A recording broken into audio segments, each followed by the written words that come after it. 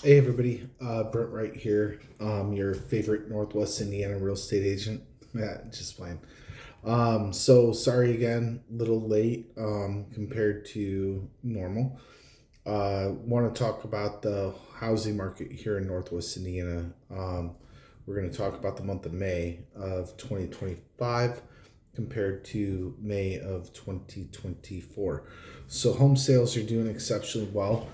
Um, Obviously, there's a lot of new construction coming around here in Northwest Indiana. There's subdivisions everywhere. Pretty much every town you go to has some kind of development or um, really a lot of new construction kind of going on. Now, home sales increased pretty drastic, actually. Uh, Last year there was 950 closed transactions in the month of May. This year 1,024. So that's a 7.789% increase in closed volume, which is very substantial. Even though interest rates are still high, it's not like the rates are lower today than they were last year at the same time. Hovering right about the 7% rate. Perfect buyer, home buyer on a program I have told me today with 30% down, 760 plus credit, sitting right about that 6.825 average nationwide. Now, let's talk about home pricing, okay? So I like to use averages a lot. Instead of printing everything out, I'm splitting my screen and I got my tablet recording, okay? So I'm going to run some of these numbers as we're talking here. So the average sale price a year ago was $298,711. Okay. The average sale price this year is 303,885, and that's basically taken just what closed in the month of May. And these are all residential transactions. So townhomes, condos, single family, anything residential, not duplexes, 4 units, anything like that. So the average sale price increased 1.72%. Okay. So that's one of the lower price increases that we've seen in a long time on a percentage basis, but it's still moving up. Now, the median, well, let's look here real quick in my head.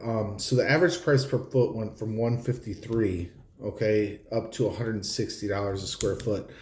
So basically, the sales price is moving upwards, but it's not moving that high. But the thing is smaller homes are being built, right? And more affordable homes. So really, the average price per foot increased over 4.5%.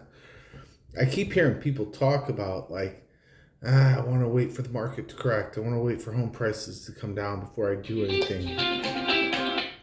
Sorry about that phone call. Um, I hear these things, but the problem is when you do that, you're putting yourself in a situation. So at a 4.5% rate of increase, you know that $200,000 house today.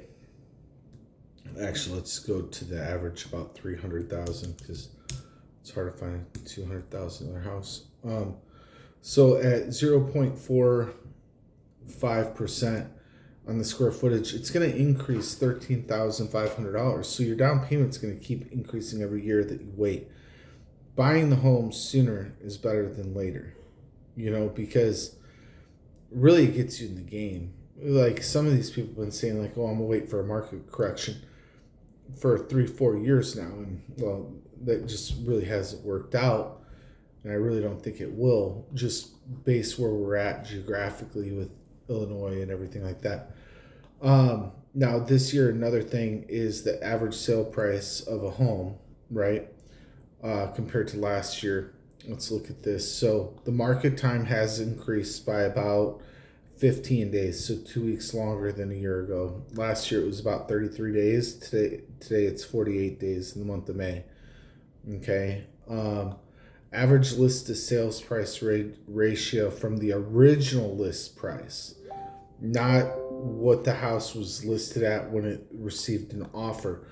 And this is where I keep telling sellers, overpricing your house is the worst thing that you can do because you will get less overall in the long term. But anyways, the original list price sales price last year was 97%. This year it's 96.46%. That just means that people are listing their homes way too high from the beginning. Now, if you go from the list price, because like as an example, say the house should sell for 300, but you want to list it at 315. That's the original list price. Then we do reductions. Maybe we get it down to 305 or whatever, and then we get an offer. So the sales price to the list price of what it was at when it received the offer, last year 98.59%, this year 98.55. So basically the same, right? Very minimal change. So really pricing your house where it should be at is the most critical thing, especially in this kind of real estate market that we're in right now. Housing, I mean, it's, obviously I haven't lived through everything, but all the research I've done and everything, I mean, housing today is least affordable today than pretty much any time in American history. A lot of people like to bring up the 80s, which, you had 18% interest rates, but the median price of a house in the country was like $42,200. Whereas like today it's well over 300 and something thousand. So if you take like what somebody made on a living wage on straight 40 hours back in, the 80s at the time, what the the percentage their payment would be based on their wage, it was still affordable. Whereas today, like, yeah, no, it's not going to happen with the average sale price. So it is tough right now. So pricing is very, very, very critical.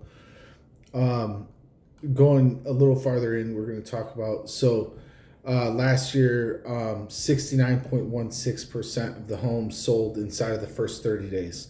This year, 65.53%. So that is getting reduced. Now, we had a lot more sales, but that number's being reduced down. Okay. The ones that did have the accepted offer in the first 30 days sold at 99.44% of the list price, 99.06% of the original list price. So it's still a seller's market. It is not a buyer's market in this situation. Like here, looking at these numbers. Okay. Let's see here, 62. That's cumulative days on market. Basically already went over that. I used that on the original side. So really, I guess what I want to talk about is just be careful. Like, you're looking to buy a house, there are some really good programs out there, especially like if you've never owned a home. There are some really good programs to where, there's some incentives, like a 3% conventional first-time home buyer program, which is really good. Some local banks are offering no money down programs. Those are portfolios, so they're not securing those with Fannie and Freddie Mac, Fannie Mae and Freddie Mac. So, portfolios where they loan out the money and they keep it in-house for the term of the loan. Yeah, so that's about it. I mean, if you guys have any specific questions about maybe a specific area here in Northwest Indiana, I would love to go ahead and run the numbers for you and give you an idea. People, some people still think a market crash is coming. Maybe it is. I don't see it. At least statistically, it's not happening right now. Things are ticking upwards. So, yeah. Thank you for watching my little video here. Sorry, it's not like really cool. I'm not good at editing or making videos, but if you are, I'd love to go ahead and have a conversation with you. Cool. Thanks. Bye.